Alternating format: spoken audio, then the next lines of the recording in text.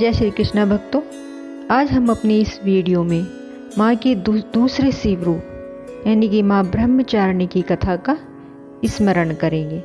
नवदुर्गा के दूसरे रूप माँ ब्रह्मचारिणी की पूजा करने से ज्ञान और वैराग्य की प्राप्ति होती है। शास्त्रों में माँ का हर एक रूप की पूजा विधि और कथा का महत्व बताया गया है। माँ ब्रह्मचारिणी की कथा जीवन के कठिन क्षणों में भक्तों को संबल देती है। माँ ब्रह्मचारिणी को गुड़हल और कमल के फूल बेहद पसंद है। नवरात्रि के दूसरे दिन इन्हीं पुष्पों को अर्पित किया जाता है तथा चीनी, मिश्री और पंचामृत का भोग लगाया जाता है। प्रसाद भेंट करने और आचमन के पश्चात पान सुपारी भेंट कर प्रदक्षिणा करें। इसके बाद घी कपूर मिलाकर देवी की आरती करें। इनकी प्रसन्नता के लिए खुशबूदार तेल की शीशी कन्याओं को दान दें तथा माँ ब्रह्मचारिणी का मंत्र दधाना कर पदाम्भ्याक्षमाला कमंडलम देवी प्रसिद्धमयी ब्रह्मचारिणी नुतम्मा तथा ब्रह्मचारिणी का अर्थ तप की चारिणी यानी तप का आचरण करने वाली। देवी का यह रूप पूर्ण ज्योतिर्मय और अत्यंत भव्य है। माँ के दाएं हाथ में जप की माला और बाएं हाथ में यह कमंडल धारण किए हुए हैं। माँ ब्रह्मचारिणी की कथा का स्मरण करते हैं। पूर्व जन्म में इस देवी ने हिमालय के घर पुत्री के रूप में जन्म लिया था। नारद जी के उपदेश से भगवान शंकर को पति रूप में प्राप्त करने के लिए घोर तपस्या की थी।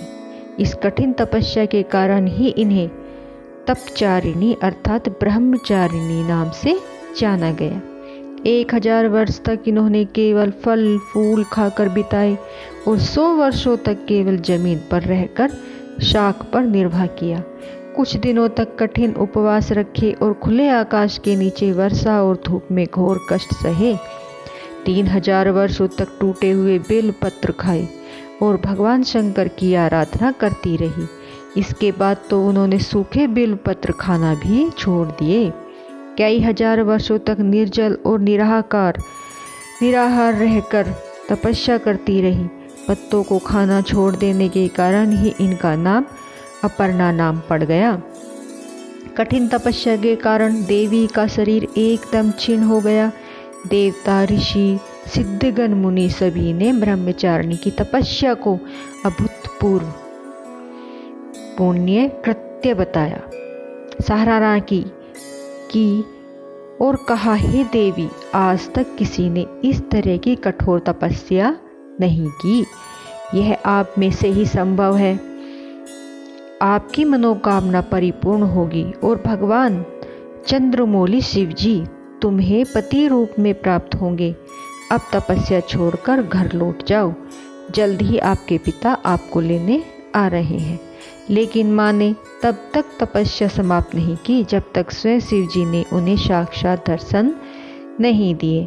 उनसे आशीर्वाद मिलने के उपरांत ही माँ अपने घर की ओर प्रस्थान के लिए चली। माँ की कथा का यह सार हमें यही सिखाता है कि जीवन के कठिन संघर्षों में भी मन विचलित नहीं होना चाहिए। माँ ब्रह्मचारिणी देवी की कृपा से सर्व सिद्धि प्राप्त होती है। नवरात्रि के दूसरे दिन माँ ब्रह्मचारिणी की पूजा अर्चना होती है। माँ का यह शिव रूप मंगल ग्रह का स्वामी है। ब्रह्मचारिणी माँ की पूजा करने से लोगों की कुंडली में मंगली दोष का प्रभाव कम होता है। तो बोलो माँ ब्रह्मचारिणी की जय, बोलो माँ अम्बे की जय, माँ दुर्गा की जय।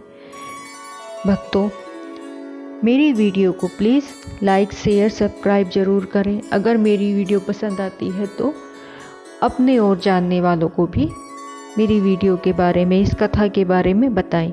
क्योंकि जैसे मैं आपको यह कथा का स्मरण करवा रही हूँ, यह कथा सुना रही हूँ, तो मुझे सुनने और सुनाने वाले दोनों को ही इसका फल की प्राप्ति होती है। तो जैसे ही आप किसी और को बताएंगे, वीडियो शेयर करेंगे, तो आपको भी उस फल की प्राप्ति होगी। माँ ब्रह्मचारिणी, माँ दुर्गा आपके सब कष्टों का दूर करेगी, आपके घर में भंडारे भरेगी। बोलो माँ ब्रह्मचारिणी की जय। और अंत में हमें अब क्षमा याचना करनी है। हे माता, अगर हमारी इस कथा में, पूजा अर्चना में हमसे कोई भी गलती भूल चूक हुई हो, कुछ छूट गया हो, तो उसके लिए हमें क्षमा करना। बोलो माँ अम्बे की जय।